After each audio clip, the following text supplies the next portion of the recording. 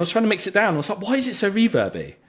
And I was like, there's nothing on the channel. There's nothing on there that would do it. And what space did you record it in? No, we had the microphone back to front. That's what it was. I was literally holding the microphone the wrong way around. So, but like, it works. Like, did you got so close to biting into this raw looking fillet, and then it cut right before. Did you actually bite, or did you just? It has been my dream that one day someone is going to ask me this question. Okay, I am so happy. Right?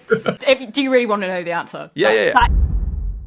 When I was first introduced to this combination of artists, I was delighted by the songwriting and the production and the vocals of their song Shower Prayer. I was then totally blown away by the ferocious combination of drum and bass and rock that was their song Breed, and I've since thoroughly enjoyed an entire album's worth of this unique combination of UK artists by the name of Toronto is Broken, REEBZ and Sebotage. Welcome, folks. Thank you for being here. Now, hello. Perhaps I could ask Christian of Toronto is Broken to explain, how did this unique combination of artists originally come together to form this, I suppose, collective? As it is? So I think maybe start with Seb, because me and Seb have worked together the longest. I don't know, Seb's got pretty funny, it goes back even longer than before we kind of started working together. But essentially Seb runs like an urban, like drum and bass, rave related kind of like clothing brand called Sebotage. And it was during COVID, he started doing some kind of freestyles on Instagram, because I think you were big into like hip hop growing up and stuff like that, and used to MC a little bit.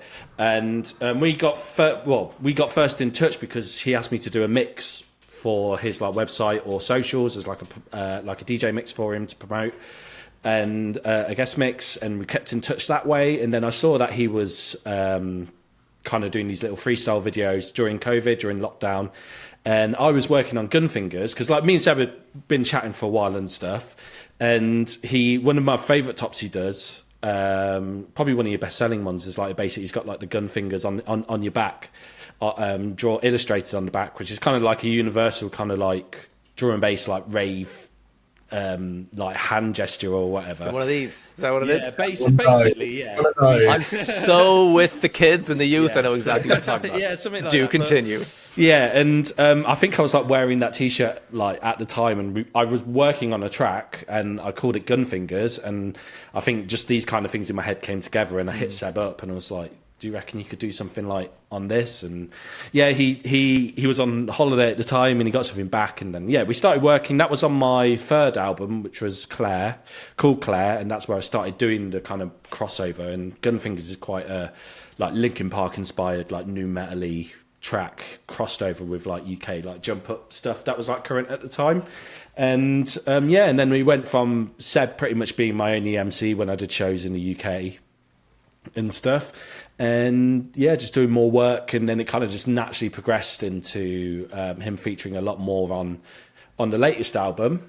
And then Ree, on the other hand, she was like a mutual connection she was like a connection for a mutual friend of ours, a DJ called Zardonic, where kind of more electronic music fans will probably know him as kind of one of the OGs of like this whole metal electronic like dance crossover, in particular with drum and bass. Like he's been doing it kind of like around since like Pendulum were like in their early days and stuff like that.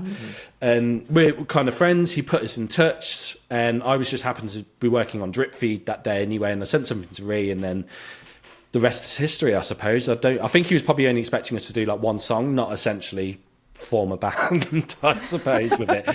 Like, but the benefit, like, we're working with Ree is like she's an hour and a half away in Gloucester. Like, I'm based up in Leicestershire, and we're getting to the stage now where pretty much everything we write at least starts with us together in the studio with a blank canvas in front of us, and then once we've got something going, then we can just kind of work separately. But basically, even long story short, that's essentially it. There's going to be probably lots more we'll touch upon like later on, but yeah. I'm so surprised and delighted to hear that the songs start in person. That's got to be pretty rare, especially if you're not living in the same area. Like, definitely. What a treat. It's very refreshing, I think, especially being someone who predominantly works remotely with people. It's a very organic process to be able to work with someone in person. So, I really enjoy it. It's great. Yeah, it's quite funny because it's quite funny because I originally started making like electronic music because nobody basically wanted to be in a band with me at school because like they weren't into the same kind of music I wanted to do, Same. like and stuff. And like I was listening to like more emo stuff and whatever growing up, and everyone just wanted to play, I don't know, Guns N' Roses or Oasis or Arctic Monkeys or whatever, and just wasn't like, just there wasn't the kind of music I wanted to do. Then I discovered Enter Shikari and then electronic music, and then went on to basically producing it myself. And because I realised, oh, you don't have to be in, like with electronic music, it's just like, oh, you don't actually have to be in a band to make music. You could just be a person on the computer. And it kind of started there, like 16, 17 years ago. And then, it's funnily enough, it's kind of coming full circle where we're now writing electronic music, which is normally done kind of like quite by yourself, independently, to now essentially writing it, jamming like a band used to in the studio. Yeah. So, and it's funny as well, because I've noticed like, I've made lots of friends in like metal and starting to meet people and work with other artists and just find out more. And like, it's quite funny, like bands nowadays have kind of gone the opposite way, where they've like used to write stuff in the studio, but now the actual band might just be the brains of one of the guitarists and the vocalist or something on a literally just doing stuff straight into Logic on a laptop or whatever. And then they'll do all the production themselves, and then they just hire someone to do the final mix and master and stuff whilst they've tracked and engineered everything. So You're right. It's a complete opposite trajectory of what's normally. yeah, we've kind of like missed each other, I think. Like, so, but yeah, it's interesting. So Well, it's cool. Well, it's clearly working. Sabotage yourself. At what point did you start lending yourself to MCing and the rest? Was that before or after you started the clothing brand thing? I'd been writing since I was a school. I grew up kind of with a foot in both corner. I had one foot in hip hop, everything from Souls of Mischief, Eminem, a real range of I guess kind of like classic and gentle right through to kind of like aggressive hip hop. But I also grew up with Linkin Park. And that was, I remember the first CD I ever got was Meteora. It changed my life. As much as it is a cliche to say that, it felt like a reflection of, you know, teenage years growing up. You have a lot of energy and a lot of angst, and you need to find somewhere to put it. And I don't know, they managed to let me put it somewhere. So I had these kind of two dualities of writing, and I grew up kind of writing, performing, but I'm not talking actually performing. I'm talking in the smoking area of a rave at 3 a.m. You know, you weren't one of those guys like, let me see. This guy's in my ear. Would you just? But no. Why do I have to consent? Only with consent. Oh, why did you have to find this out now? But I between like my friendship circle and things like that, I'd been kind of working on music, but never really had, I guess, like an outlet to put it, or some. Everything's over an instrumental or something that you find online, and there was no real, I guess, like true originality, complete originality to it, because it always felt like I was riffing off of something else. And I'd never really put anything out into the world, and I mean permanently, like recorded something, put it online, or kind of laid anything down. It always felt off the cuff and live, I guess. And then when lockdown hit, again, in 2019, before COVID hit, I started this clothing brand, and I wanted to start a clothing brand really based on rave culture, like Christian said. And for me, if I was going to be about rave culture, music culture, the scene that brought me my closest friends, my passions and things like that, I felt to develop something like that, it needed to not make a comment on that culture, but needed to be a part of that culture. So that's why I started doing guest mixes, Enter Christian. But it's also why I started finally, bought myself a condenser mic and I started recording things, because I thought, you know, if you care about these things, you need to kind of put those, I guess those kind of self-worries aside and say, do you know what, if you put something out, people are going to like it, people aren't going to like it, but if you really care about this, start putting some things out. And that's when I started actually writing, again, to instrumentals, but putting it out there. And that was this kind of weird crossover moment of my clothing brand wanting to be a part of a scene that I loved, and then also creating I guess, a sense of like lyricism and then putting it out there and a delivery. And those moments crossed at kind of exactly the point that me and Christian were really starting to talk more. And I never really intended to enter this kind of crossover between new metal and but it kind of weirdly fit. It was almost like my past and my present had kind of weirdly aligned, and Christian was the kind of vehicle to let that happen. And it was never like, oh, we're gonna make a band, kind of do we're not a band, but we kind of like work like a band because we're all obviously individual artists. And but yeah, it wasn't like, yeah, we just did Gunfingers and stuff, and then it kind of just naturally went, oh, we did like a recorded show in a place called Pitch in Bristol with this big LED screen during lockdown that my manager sorted out, and I needed an MC. So I was like, oh, obviously Seb, we can do Gunfingers like live, kind of like together for this. And then we went to doing shows, and then slowly started writing stuff to the point where like we've had conversations recently, the three of us, as to like what is the next album kind of going to look like, because essentially we wrote the last Toronto Spoken album as the three of us. Even as when you go on Spotify, you just see the credits and the metadata and stuff like that, and there's tracks. And even then, there's times where I'll be working on something with Seb, and I'll just send it to Ree anyway, and she'll listen and she'll give feedback and whatever. And then she's not getting like a writing credit or anything, but she's still kind of, I suppose, involved. Like, maybe the best way of saying it is all three of us were invested in, I suppose, the album as a whole, as opposed to, oh, Seb's just 7 tracks and then Ree's just 7 tracks and then I have to worry about the whole thing. It was very much like the three of us kind of shared the load, I suppose. Nice. Yeah, there's at least one track where you're both on it. Yeah, there was actually more. So there's Raw, which is really fun. We did a really fun music video for as well in Seb's, so cool. in Seb's flat. I watched that for the first time today, and I was like, "What the fuck?" Question, real quick question. You got so close to biting into this raw looking fillet, and then it cut right before. Did you actually bite, or did you just? It has been my dream that one day someone is going to ask me this question. Okay, I am so happy. Right? Yeah. Do you really want to know the answer? Yeah. That is my returning question. Yeah, I did actually, like, to be authentic, I was like, let's just channel the vibe of because we actually got inspiration. We're quite big like horror fans. And Seb isn't. Me and Rhea are, but Seb is. Seb is. Seb, you do your best with the horror genre. Yeah, he reads the Wikipedia plot basically. If we're... Yeah, and.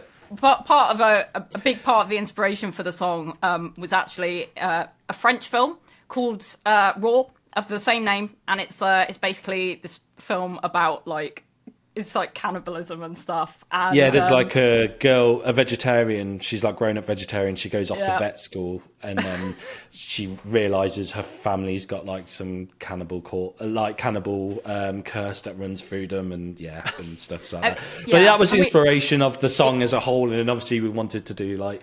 I was like basically trying to channel the authentic vibes, and I can't say that it's a culinary experience that I wish to partake in again. But I did give it a go.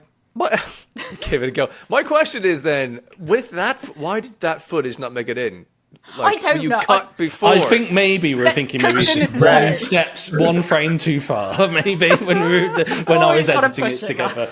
Yeah, so I was like, it's sometimes it's the unknown is more scary. Yeah, it's what's in your head. Maybe the final frames in your head is way worse than it actually. And YouTube can't do anything about that censorship wise. So. Maybe one day it'll be out there as part of like some infamous lost media thing. Yeah. Bless her, I've put her through a lot for music videos. We did obviously the music video for Breed that was filmed in my parents' attic in February. Jan or Feb, Yeah, and she was wearing essentially just like a nightie for most of the scenes and covered herself and bare feet, and then probably cold fake blood because it was made from light. So it's it was pretty tragic. All in the name of art. Yes. But I mean, at the end of the day, I finally got around to finishing it recently, but we shot a music video for Euphoria. Oh, nice. I don't know why I never got it finished in time, But I recently got it finished, so we'll pop it up at some point soon. And yeah, I think you're mainly sat in the same position throughout the whole video. But you know for what? a very long time. So. I know, but I just want to say this: Euphoria is nice because I'm a fair weather person, right? And we filmed Euphoria in the summer, so I'm fine with this. If it's over 25 degrees, I'm happy. I'm like a lizard. I'll just bask in the sun. It's fine. But the winter months is not my time for filming in bare feet. 90s. You should have seen it when we. Was the bare feet critical for the video, or? I don't think essential. I would argue that it's not, but the comments would have been, "Why is she got shoes on? This is obviously not a real." I don't even think you see your feet in the video anyway. No, you don't. Genuinely. That's No, are you sure you? No, I remember what it was. You didn't want to get the fake blood on your shoes. That's what it was. Oh, because it was going everywhere. You didn't want to stain them. Actually, do you know the absolute irony of that? That's what it was. That recently, because I'm in the process of moving house at the moment, and I've started painting, like, albeit very, very badly, painting some of the rooms, and I've worn the same shoes for doing that as I wore that I wore and took off for the video for Breed, and I've ruined those shoes anyway with paint now, so I could have just worn them all They're your along. music video shoes now. They are my music video shoes. You could have had a great story with, oh yeah, these are stained because of this music video in this attic, and now it's like, I was painting my It's literally just paint. It's just because I can't paint. That's well. Moral of the story is music videos in the summer, yes. Winter, hard no. Well, Seb, I'm with you. I'm not a horror fan. I would have also just looked at Wikipedia notes for the concept, because I understand that the two of you can go off and write kind of your own lyrics based on an initial conversation what this song might be about. Yeah. So if you're not into the horror stuff, Seb, how do you begin to tackle that? Well, do you know, for when we spoke about Raw, I plucked up the courage to say... Oh, you did watch that one. You Do you know did. what? Ree and Christian were at mine, and I said, "Do you know what? I'm going to watch this." I have to say, I'm not a fan of gratuitous horror, which sometimes I find it is. I like something that's... Me and Ree are. So honestly, They're unhinged. Yeah. pour their way and they'll lap it up, I'm not going to lie. But I be as watched metal as Raw, possible, man. There we go. and I absolutely loved it. It was a brilliant cinematic film. But when it comes to everything else, I don't know. I just we live in this kind of like era of I don't know, non-storytelling sometimes, especially when you're thinking of electronic music and hip hop. This kind of era of speaking a lot of words without a lot of substance. And I know that's a massive generalization. We work it also in a world It's of not massive wrong. Lyricists. But the saturation of like the market at the moment means that sometimes you lack a bit of storytelling, and one of the things that I absolutely love about being able to do this is being able to tell a story. So whether or not that story is a story that I would watch on the cinema, but being able to place myself in that story and craft something that at times might not be as catchy as it needs to be, but follows, I don't know, a narrative. That really excites me. It's one of the most exciting things about anything that I do within this group. Christian will sometimes send me a SoundCloud link, and it will just have a title. Nihilist was one of them. Yeah, I was gonna. Yeah, and I spent the evening reading Nietzsche's concept of nihilism in the evening at 2 a.m. about the absence of feeling and how that frees you, and how caring about nothing empowers you, because what does it matter? And I find that kind of that process of writing, especially when it comes to like dark contemporary and historical stories, like there's something really exciting about that. It's just wicked to like delve into the mind of like darkness sometimes, and then write a story that can be based on your own or complete fiction. I love it. Yeah, I was sometimes like I was going off what Seb says. Yeah, I was going to say like probably a lot of the time for me, my inspiration for a tune or starting point will just be like a title. And I think like Ree and Seb can obviously attest to this as well. Like I'll just have like a title and I was like, I want to write something, like I've got this word or words in my head, and this is how I would imagine this would maybe to play out in like a kind of song or something like that. And like, for example, Martyrs, or I might have some titles that I've been wanting to use for ages, and there might be a few different ideas that I start off under the same title, and I'm like, oh, this idea of the three actually suits this title and what I'm trying to achieve in my head a lot more. And but like with stuff like, if you take Martyrs, for example, even though it's one of my favourite films, the original French horror film, and I just knew Seb 100% wouldn't like it, but I really liked. I think me and Seb had discussions about like the stories and stuff like that, and kind of the ideas of what this thing in the film could, like, aspect of the story could represent, and then we kind of take it. He's not essentially singing the plot of the film. We're taking just a general vibe and potentially ideas or messages we can take from the film, and then elaborating on those and stuff like that. So yeah, you're not Ice Nine Kills. You're a different version. You know that band at all. They're like, I do. I think I've listened to them. I think they're not my. They would thing, be right like, up your alley. I would have thought, if you're into horror and you like a bit of metal, it's exactly what they do. I don't know, because I will. I'll probably upset a lot of your fans here, but like I can't stand Avenged Sevenfold because of their like melodies. Like, Preach. Yeah. Oh, is this a safe space? I'm not. Yeah, we're a safe space. Oh, I just can't stand it. I'm not into them at all. But do you know what? It's okay. Like, it's not. Music can't be for everyone. You know, I don't have a problem with the fact that tons of people love Avenged. It's fine. It's not for me. But like, album of the year last year, if you want to go for something that, I don't know, feels like you're watching like a snuff film or something, it's like the new Knocked Loose album, for example.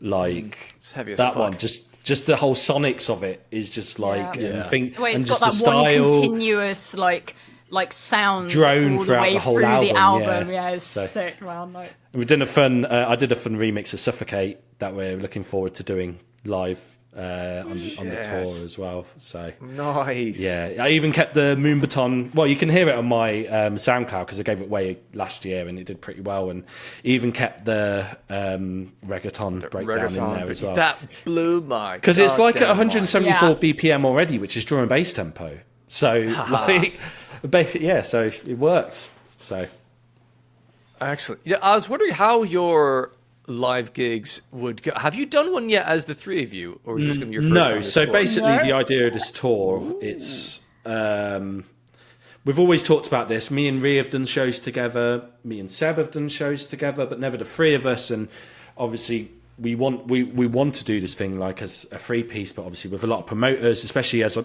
kind of predominantly more playing like Europe abroad, like they're unwilling to they'll have to pay for a whole extra person to come along. There's whole extra costs, and certain gigs just aren't like set up for it or whatever, or it's just not appropriate or whatever to do it. And so I thought, well, if we want to do this, we just got to do it ourselves. So we're kind of we're not making anything like from this. We're just like, we need to do this, the show we've always wanted to do as a free piece. Let's make ourselves some tour, because like, I'm thinking I'm making lots of friends with like smaller scale, like up and coming UK bands, and like I'm just mesmerised like how much they're playing out, and they're just like, I'm friends with like Late Malice, those guys, and they're constantly playing. High Regard are always on the road playing and stuff like that. So, and they just kind of just do it themselves, and it's not really something that I suppose you in electronic music like drum and bass, you just kind of get booked by promoters and get put on the lineup, and we're like, we want to kind of do this ourselves. So this is kind of it's a concept that I started with the last album. We called it like the Claire Live show. And me and Seb did this, where it was kind of, the idea was, it is a DJ set at the end of the day, but we want it to feel like you're seeing a band, not a DJ, in terms of the show structure, the vibe of it and stuff like that. And so, and like, for example, it's not actually quite common for like DJs and MCs to rehearse at all. Most of the time you get booked for a show and you're going to be, oh, by the way, you're going to have this MC. Maybe say one or two words before you set, like, oh, you're all right, mate, or have a quick little catch up, and then you just go, and then they think on their feet and they go and stuff like that. Whilst this is, we wanted it to be pre-rehearsed. We wanted moments where I am going like on 4 decks, smashing it out, doing the quick phase, but then we play tracks in full. and then Seb or Ree will do their vocal to both of us. We have special interludes crafted. We have changing tempos and stuff like that. Because normally when you do a DJ set, you kind of just stick at the same tempo more or less. So make it weave and stuff. And then even have moments where there's nothing playing at all, where we can just communicate with the crowd, just like how a band would in between songs and stuff like that. So that's the whole kind of concept behind this. We are very slowly putting together like a live band show, which would obviously be the three of us, me and guitar.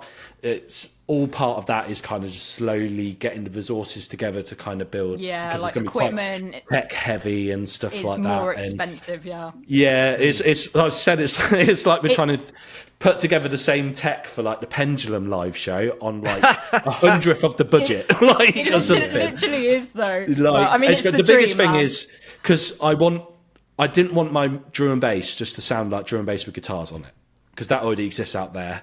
I wanted it to be like a true crossover, like not like drum and bass inspired by metal or metal with drum and bass inspirations. Like there's, as you could probably hear on the album and stuff, there's literally sometimes like there's two songs playing at the same time and it's going in and out of the two. Like this is the metal section, this is the drum and bass bit, like this is the drop, and making all the different types of structures work together.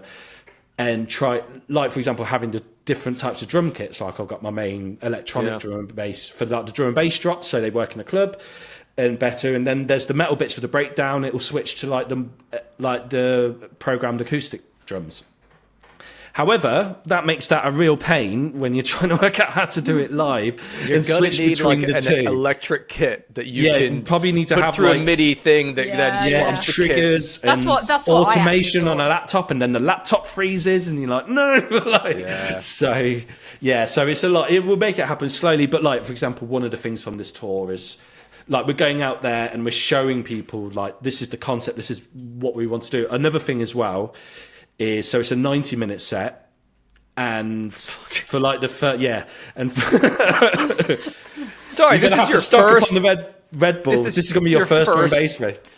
Your first gigs, you're like, yeah, we'll do 90 minutes. Well, the thing is, we've got this group, we've like, always, because we've if played you're together adding in before. two vocalists that have not done a series of songs in and out together, you know, there's rehearsal involved in there. If you are there doing is like rehearsal, you're thinking about yeah. the transitions and interludes, like you've tripled the amount of effort that some bands like a Lake Malice would need to do to get ready for their tours, and on also the do it earlier remotely, Saturdays. all 2 hours away from each other, and I love the ambition. Christ. Wish us luck. Here's the thing. Yeah, but apart from what I wanted to say is just apart from maybe 4 or 5 tracks, it's the rest of it is all 100% Toronto's Broken productions or remixes. So, which is kind of the first time I want to do I could do 100%, but there's just a few moments where I'm just like I have to like drop this in and stuff like that. So, which you'll hear and stuff. But like 95% of the set is Toronto's Broken stuff. So that'll be really cool to. I love that you're like, what you'll hear. Look, I'm 90% on going to see.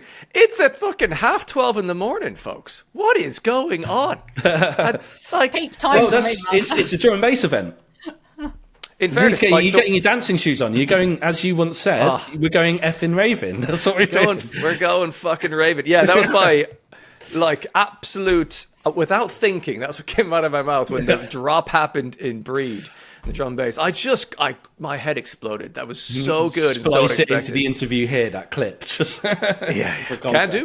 Can do. Yeah. No, that was fantastic. I mean, for context, I spent several years, most of my 20s, in a hip hop band, and I have once played a gig in a club in Brixton, and our set time was 3 a.m. Yeah. And that was very late. And as the drummer, the real problem was I couldn't get drunk. Like I was there in a club, sober, because if I'm not in time and solid, forget the rest of the band. You need to learn to have the pre-party nap. That's what it is. Right. That's what I should have done. Yeah. So, wow. Yeah, I mean, what's interesting there is that is in the world of like rave, drum and bass, dance evening, go wild. So I would assume most of the audience there will be from the drum and bass kind of world. You might have a couple of people there going like, oh, I also like a little bit of rock too. Is that your expectation of the crowd that's going to show up there? Yeah, I think so. But to be fair, there has been actually quite a few fans that I think are more kind of like metal fans and stuff like that, first and foremost, that kind of discovered me from that side of things. That seem to be like, it's their opportunity to come along. You're not the only one to have commented on the set times. So, sorry. But yeah. Well, I have every faith that it's going to go well, because earlier, what was it, today, I think, I started this morning, I put on Blood Rights, which is, I mean, I enjoyed it when I first listened to it, but wow, that song really grows. I put that on in the kitchen by myself, and when it builds up after like 30 seconds and drops, I was by myself, like running on the spot at hiking, just...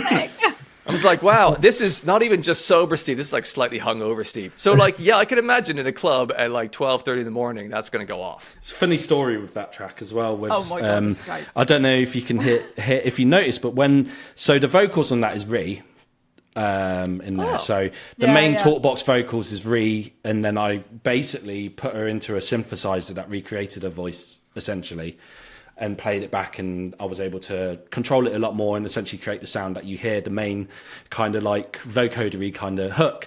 But there's some bits where you can kind of, it's more her clean spoken words, and it sounds quite distant with a lot of echo. And we were working on it, and I was trying to mix it down. I was like, why is it so reverby?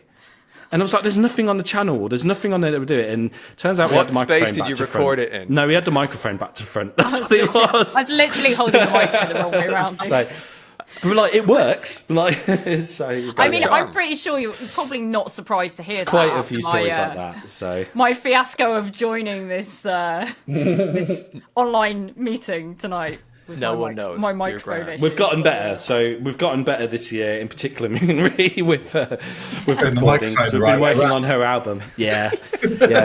So I'm proud of you both. Yeah, well done. What a win. Listen, I mean, you don't need to have the most technical savviness about electronics and plug it in and all the rest, but your vocal abilities, your clean vocals are fantastic. They're absolutely gorgeous. Your scream vocals, REEBZ, are spine-tingling. Oh, thanks, man. Appreciate that. When did you first have the spark of interest to go like, hang on, let me try and learn to do scream vocals. What can I do with this? I mean, I always joke that I started at life as I meant to go on, because apparently, like, as a child, literally all I used to do was scream. My parents were like, your we poor can't parents. deal. Yeah, exactly. So at least I've kind of turned things around and made that somewhat productive, you know, albeit in a later stage of life, but you know, it's I'm doing that now. But I think, honestly, I mean, growing up, I was just obviously a huge metalhead, really into my new metal. And of course, there was all of the sort of early mid 2000s metalhead emo music, like Flyleaf, for example. Oh, yeah. And that was the first introduction to me of like a female vocalist who also would do the screaming thing. And it was literally that moment where I was like, I am going to learn how to do this. Like, that's what I want to do in my life. You know, I want to either do that or be a jockey for ostrich racing, which probably wasn't very realistic. So I was like, learn to scream. But she mentions like the female vocal thing. I think like in metal now, obviously there's a lot of that. It's a lot more current now. Yes. And yeah. some people say, oh, it's just, that's what they're using as their selling point and stuff like that. And it was quite like lucky, because at the time when I first got in touch with Ree, I was reflecting on my previous album, Claire, which was the one where I kind of was like, when I first made the transition from just being like a drum and bass producer to this crossover producer. And I was like, yeah, the album did quite well on like the drum and bass side of things, but it didn't really hit, even though we tried to like push it towards like a metal audience, it didn't really like hit how we were supposed, like expecting it to, or like wanting it to. And it's a whole total different ecosystem. And I was like, okay, one thing maybe that I thought the reason they maybe didn't connect with it is because on the album, every track had like a different vocalist on it, different like featured artist. And in electronic music, that's kind of what you're used to as a fan, because you're there for the producer kind of thing. And then, but I was thinking, but metal, that's might potentially be a bit jarring or something for like a metal fan or something, if there's like a different, because that's kind of the vocalist on like in like a band is the one who kind of guides you through the album. Yeah, it's very cohesive And stuff like that. Yeah, that's the consistent part of the album, I suppose. And it was me thinking, well, I want to look to doing this as like a live band, and historically I've mainly used female vocals anyway.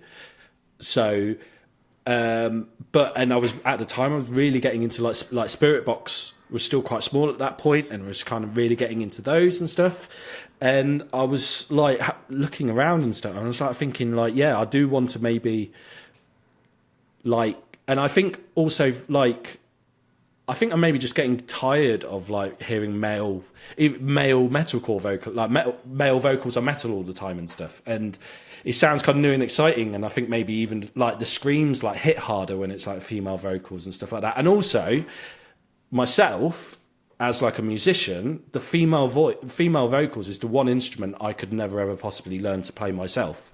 I suppose it's like something a dubstep producer called Seven Lions once said in an interview. He's like, why do you always use female vocals in your track? And it's like, well, I can sing, but like and play all these instruments or learn to play these instruments, but the one thing I could never do is the female voice. And I think, yeah, that's kind of like the same with me, I suppose. Like, and that's definitely one kind of like approach, why I've approached things kind of like this way, working as we are now. So. I think vocals. Yeah, so sorry. I just think vocals in general are absolutely fascinating, and like I've always been fascinated by different techniques and different types of vocal, and you know I never want to stop learning. Like I'm always wanting to learn something new or get better at something, and yeah, it's just always been like a huge passion of mine throughout my whole life. But and I. You know, I kind of, I somewhat, like, I created a band, like, briefly when I'd left school, around, like, 18, that kind of age. But then, of course, life kind of takes over and you end up, like, going off, get full-time jobs and stuff. And, like, I had this huge gap where I was, like, I felt so kind of vocally unfulfilled because I wasn't like doing anything. You know, I was just doing normal stuff like job, life. And then of course we had like the lockdown happened and I was like, hey, I'm not doing anything now. Oh my God, I can start screaming again. Yes. Now you have a reason she lives to on a scream. farm. And she lives on a farm as well, so she can't disturb anyone. So. Yeah. But yeah, you learn a lot from like the farm animals, vocalizations and stuff, you know, so pig squeals and that, you know. But yeah, no, I'm always fascinated with vocals, and you know, I just love seeing what kind of extra dimension different types of vocal can take a track to, you know. So yeah, I'm really happy, obviously, to be in this position now, where we get to create something, especially organically, you know, as well. A lot of the time, as we said before, in person, and then seeing what the vocals bring to it, and different deliveries of the vocal. You know, it's a really fun process. So yeah, you know, it's definitely. I could absolutely hear that, especially in the song "Breed." There's that crazy creepy moment where this like tiny little gentle voice, like, oh, what is it? Is this for me? And they turn that into like a fucking burn. Like the dynamic shift there is massive, but the transition is actually, you know, gently done. When are you going to teach Sebotage to do some scream vocals? Is that what's next for you, Seb? Do you think? Seb has totally got it in it. You've absolutely. Yeah. So what I will just say before I will cut in like just let the man like I said, speak for himself, just, like, Christian. but like I say, every time we work together, he gets closer and closer. Like every time we work on something new, he unlocks a bit more scream each time. Yeah. And like it's just going like. And I think anesthesia was like the full time we were just like went full scream. He pretty much screams when we're live anyway. But yeah, I'll let Seb.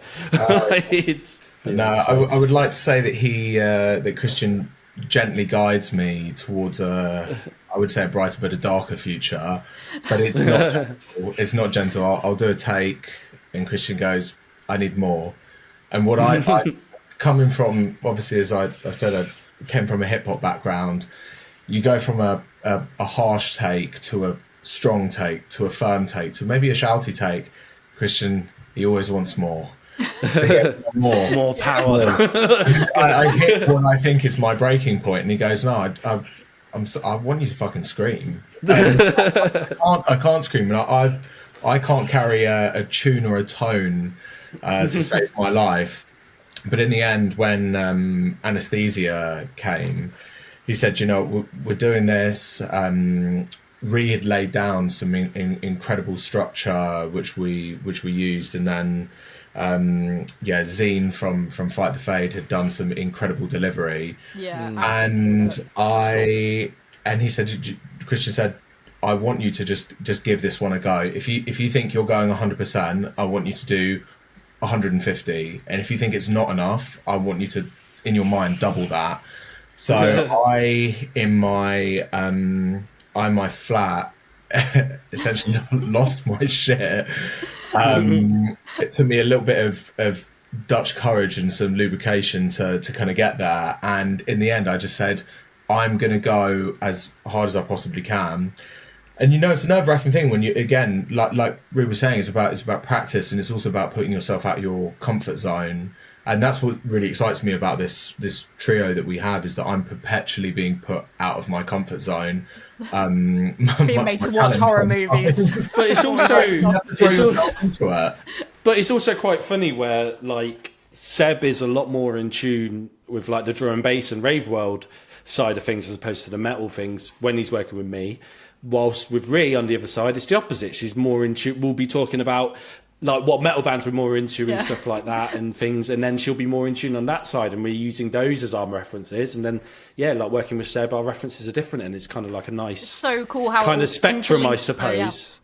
So it's a journey. I think at the end of the day, and this is what I think we're all really resonating with in terms of like the difference between being like a producer and vocalist and what we're trying to achieve in terms of maybe not in terms of the complete section of music, but band energy and band attitude and like band dynamics. When we come to kind of forming music, there's a sense of kind of like test and learn and organicness, as amazingly flawed as that is, that kind of brings us to some new spaces where we might sit in a room and feel really uncomfortable with the kind of stuff that we're making, and then 3 weeks down the line pieces slot into place and you realize that lack of comfort has brought you to somewhere that you would have never ever attempted to even go if you weren't being pushed in that direction. And I think that's why it's amazing that we have this kind of trio, because we're able to kind of collectively push ourselves further than we would individually, each of us. And it's also quite challenging as well to have two totally different vocalists and style on the same track as well. Not just like, firstly, for like the actual, like the mixing of it and the technicality of, because I'm having to treat the different types of vocals in different ways and get them to work, and then they're also doing it remotely and two different microphones sometimes, different environments coming in, so totally different processing and getting to work together. And also the writing of it as well remotely, like sometimes is having to, because it's quite hard, like me, it's quite easy for me and Ree to like get together, but like Seb's like day job is a lot more demanding than ours is. But you also live in London and you don't drive as well, because obviously because you live in London, because you don't need to, so it's quite hard. And it's quite hard for us to like all to get together as the three of us, whilst it's quite easy for me and Ree, because me and Ree have a lot more kind of like free and flexible time in just our lives and stuff like that. And it's getting the two different vocalists to work together, but like separately, and kind of communicate the idea to make them work. And like we've had a couple of sessions in person as well, and the three of us. But overall it's quite challenging. But like one of the biggest I think inspirations for all of us in our like approach is obviously Linkin Park and the dynamic that Mike and Chester had. Obviously, nothing pales in comparison to those two. But in particular, but one thing we've talked about how excited we are is the new Linkin Park album that came out.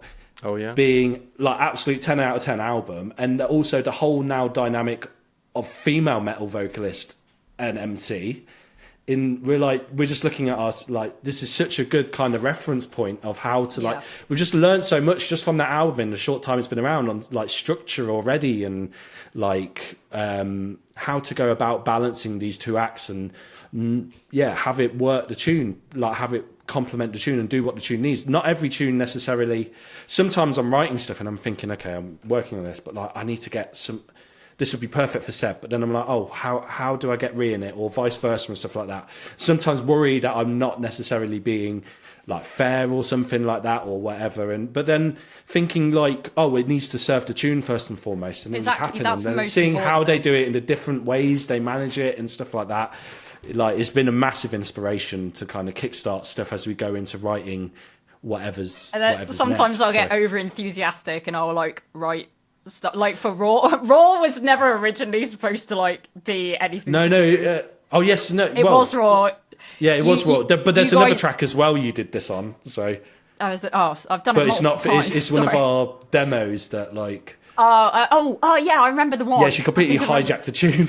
What happened? I hear something that like say Chris and Seb have been working on, like just a little idea, and I'll get like so overexcited about it. I'm like, oh my god, I can hear this thing in my mind. But the way I kind of feel about it, exactly as we've said, is that it's got to serve the tune. So it's like I'm always so passionate to put my ideas forward. Never ever will take it personally if they're not used, because it's got to be right for the tune and the context, of everything. But yeah, I mean, I just love what we're doing so much that I'm like, when I get this thought in my head or I get this hook in my mind, I'm like, bro, I've got to get this down, send it over. Honestly, yeah, because we've got a group chat. Sorry, Christian, go ahead, mate. Yeah, we've got a group chat, yeah, I think like Raw, we were working on it, and I'm just dropping the links back, and me and Seb are throwing links backwards and forwards in that group chat, and then I think Ree just hijacked and downloaded Raw, just like even though me and Seb were working, and then sent a vocal screen call, and then there was another tune me and Seb started working on for my last album, but we never finished it, and yeah, there was a bit of back and forth, and then in the end it never really went anywhere, and then. We finished the album, like 6 months later. Ree sends me a message on WhatsApp out the way out. I was like, I was just going through like my Dropbox or my whatever, like and 5 in the morning. Yeah, and sent it, and it was that tune, and she had honestly written, I think, the best chorus we have ever done on that track, and she just totally forgot to send it to us that she'd recorded it. So like, we listened to this, we're like, what the hell?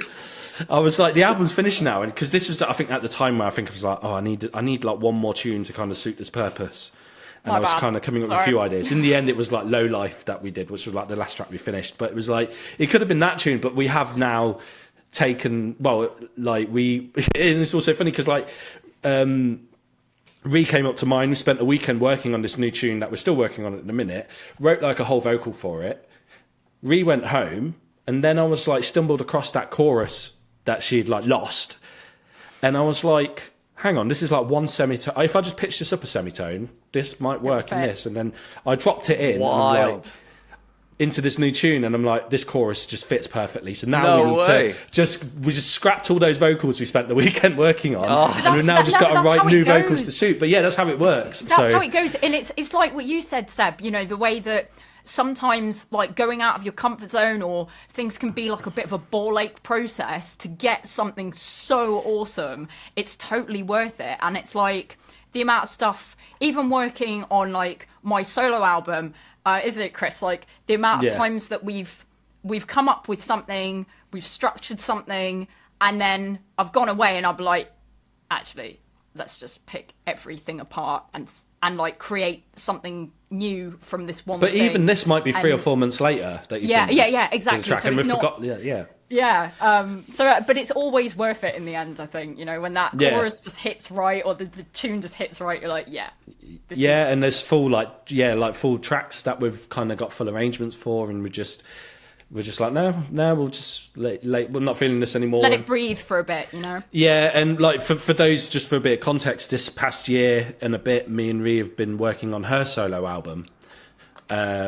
And we've kind of been writing and producing everything.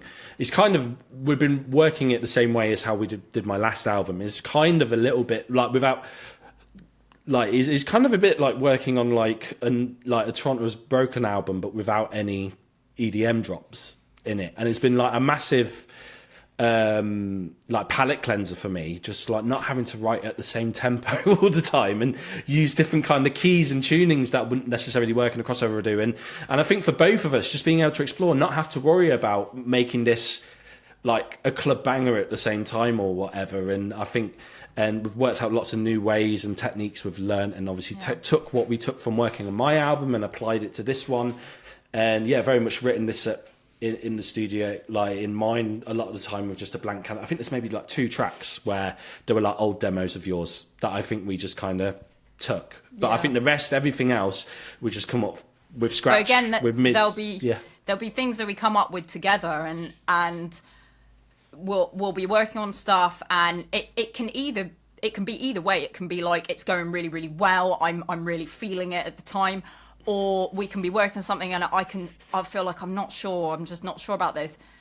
And either way, there can be occasions where I'll go away. Again, we'll just let it breathe for a bit. And then it's like inspiration will strike and I will start picking it apart and then coming up with like what I'm hearing in my head, like something, it's not totally new. It has the same roots, but you know, it's just something that in my brain, this clicks now. Like, this clicks. And then I'll come back to you. I'll be like, dude, listen to what I've done. And you can see him be like, oh, Jesus Christ, no, please. Or it'd be the other way round. Or it'll be the other way around. I'll be like, Reed, let me cook. Hear me out. Just don't say anything yet until I played it. And I'm like, trust it.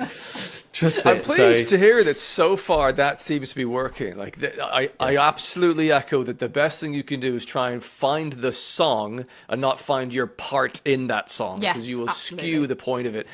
But there is also a risk of, if you keep coming back to something, you could do that forever, because you change something and you have a new idea. You could when do you go, is good enough? That's the hard part. Dude, I don't know if you've seen it. Can I just say, I don't know if you've seen this. I'll send it to you later. But there's this meme that I resonate with so infinitely. It's just this like skeleton covered in cobwebs sat at a mixing desk. And it's like got a caption like, the mix is never finished. Or like, just one more mix. Or something. I'm like, that's so true. You have got to draw the line at some point and just be like, I think it, you know? Ree's method of deciding when something's finished is when I have to tell her it's finished. Like, and we'll argue for a bit. Sam, are you more of a voice of reason, or do you also try and He's the calmer one, try and perfect? No, to be fair, I have actually got a lot better with it. There has been several occasions recently where you've messaged me tentatively. I can hear the caution in the text. Being like, so what do we have left to do on this? Or is it just to mix and tidy up? And I'm like, yeah. Mix and tidy, bro. And I can feel the sigh of relief all the way from Leicester to Gloucester. It's like, oh, Jesus Christ, thank you. It was like, oh no, I want all of the breath sounds back in now. And I'm like, oh, God. I do get a look. I think especially with vocals, especially working with a very broad range of people. And obviously within myself, I not trying to go too deep and candid for a minute, but I do struggle a lot with like self-belief, and I kind of become a bit of a perfectionist, like with what I want to do, and I think sometimes I might get a little bit too perfectionisty with stuff when I'm like, oh no, like you need this syllable needs to be slightly different with this, and he's like, I understand that. No one else in the world will hear what you're hearing, and I'm like, everyone will hear it.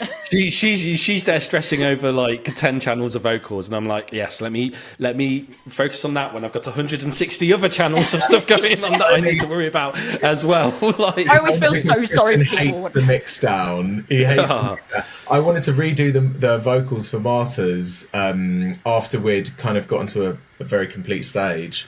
And funny enough, Steve, when we're talking about higher tone and the kind of the perfect balance of new metal between like what is a natural kind of like deep composition for my voice and a higher, grittier kind of like new metal attitude. I remember we've been listening for a couple of weeks. I came back to Christian and I said, do you know what? I want to redo all of the vocals for Martyrs. High tone, let's go. And he just goes, don't do this to me. Don't do this. I've been mixing it down for 3 weeks. You can't do this. And I remember being like, okay, sent me the final mix down. And I was like, no, it's great. And I was like, high tone. Oh, mate. But the song will live forever. 60 channels. Yeah, but it just makes it when you go live, it's just even more special because No, fully. I just say save it for when we do it live. Like, like mix it up. So perfection is always something I think that perfection is something you always strive for. I don't think for some people you ever really reach it. There's always an ability to rewrite and relearn. But do you know what? Sometimes I find that the process of like. One of the reasons, coming back to kind of the conversation we had earlier, one of the reasons I never put anything out online previously before me and Christian were speaking is because I didn't ever feel like it was good enough or right enough. But the second I did start putting something out, the opportunities that I had to chase kind of bore fruit.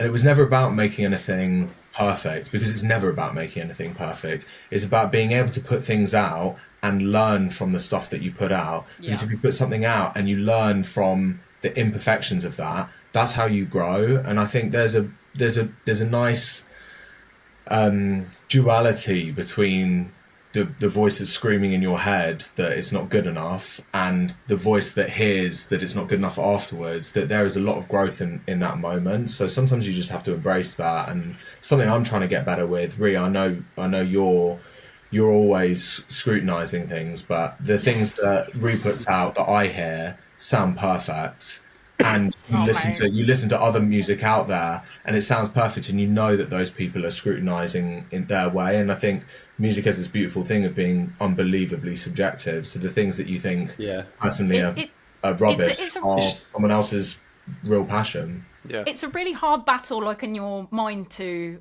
kind of fight and try and overcome, though. I mean, I think it's always like a daily process for me to have to be like, look, this is like, to reason with myself and like, look, this is okay enough, this is fine.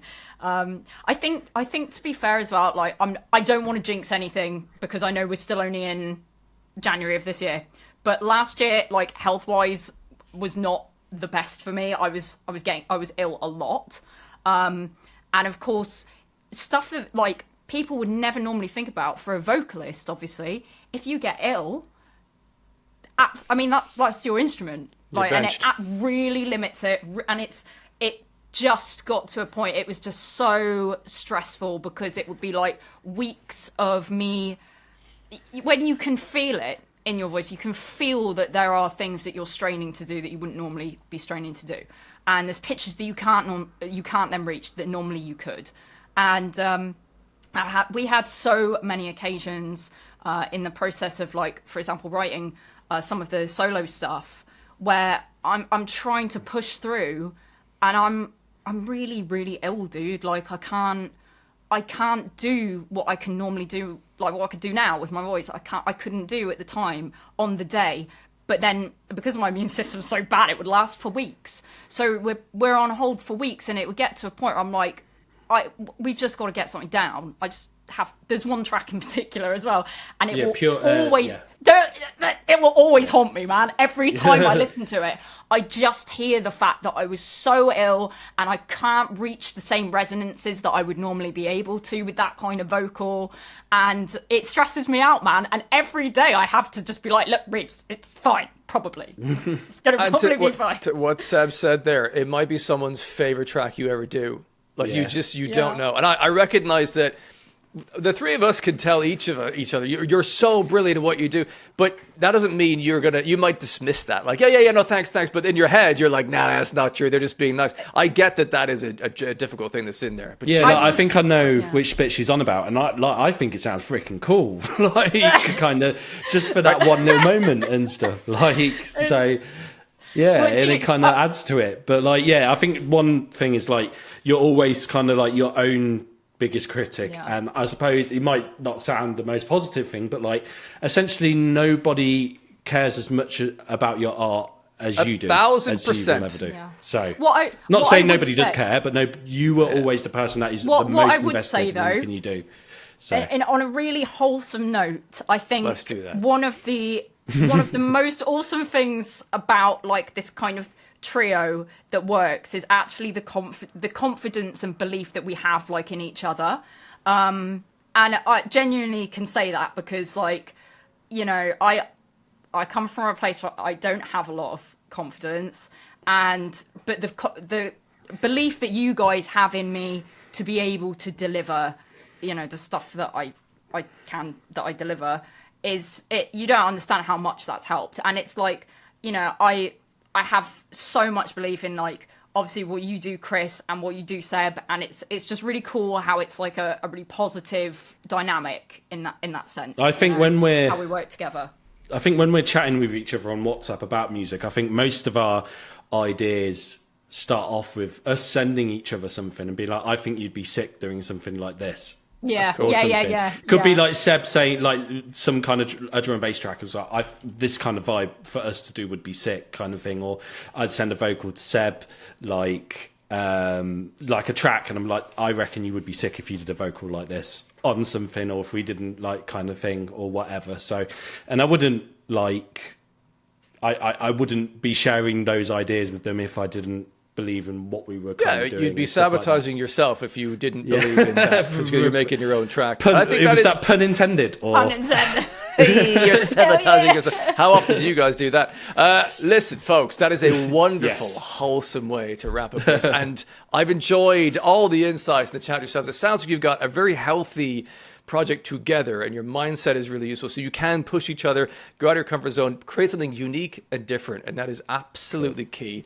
And I've thoroughly enjoyed what I've heard thus far, and I can't wait to hear what is coming up for you folks, both in terms of your records but also in terms of live gigs. And I'm going to do what I can to come and check out. I have to know what that gig's going to be like. I just have to know. And also, thank you so much for that for the album reaction video as well. That was you're welcome. So much fun to watch back. It was just like we were hanging out for an hour, but you couldn't hear me. So It absolutely made my entire life, dude. I think me and we were watching. Yeah, no, I was messaging you, wasn't I? Like a running commentary. As I was watching it for the first time, wasn't I, Steve? So I love the insights. Were amazing. Very cool. Yeah, that was wonderful stuff, folks. Congratulations on what you've done so far. Good luck with what's coming up. I'll be watching closely for sure. It's great stuff. Thank you. Thank you so much. Steve, it's been a pleasure. Thank you so much. Very welcome. Well, that was really good fun talking to those folks about that brilliant music. If you've not heard it yet, or you want to hear some more from them, if you already heard a little bits and pieces, I'll make sure to add some links in the description of this episode so you can check out their music and their social media accounts so that you can follow up what they're doing tour-wise and music releases in future. Thank you for tuning into this. Do make sure you subscribe to this podcast if you're enjoying it. There's a bunch of great interviews coming up soon as well. Thanks again. Hopefully I'll see you in another one of these very soon.